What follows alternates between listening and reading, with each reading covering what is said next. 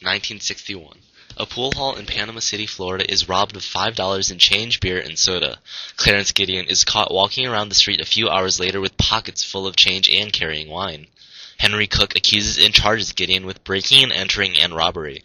Clarence Gideon, a 51-year-old dirt-poor electrician, is arrested in a tavern a few hours later and is brought to a Florida court. As an indignant, he is unable to provide legal representation to himself, requesting the court provide him with it under the Sixth Amendment. Because of a previous case, Betts v. Brady, where a court ruled that whether or not a lawyer was required depended on the circumstances of each case, the court denies him counsel because it was a non-capital case. Gideon is convicted and sentenced to 5 years in prison. From his prison cell at Florida State Prison, making use of the prison library and writing in pencil on a prison stationery, Gideon filed a habeas corpus petition to Florida Supreme Court against the Secretary to the Florida Department of Corrections, Louis L. Wainwright, by claiming his conviction was unconstitutional because of a due process violation due to his lack of counsel.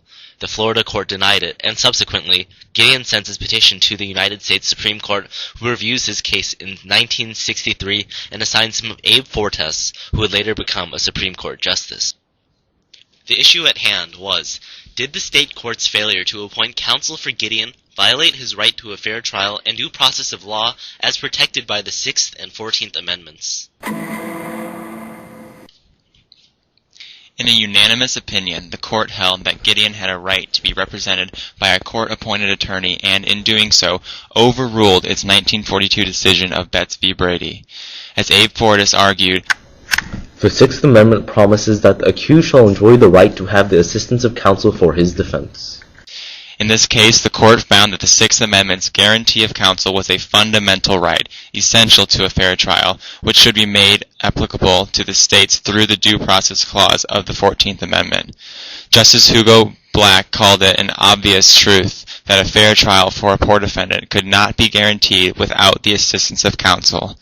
Those familiar with the American system of justice, commented Black, recognize that lawyers in criminal courts are necessities, not luxuries.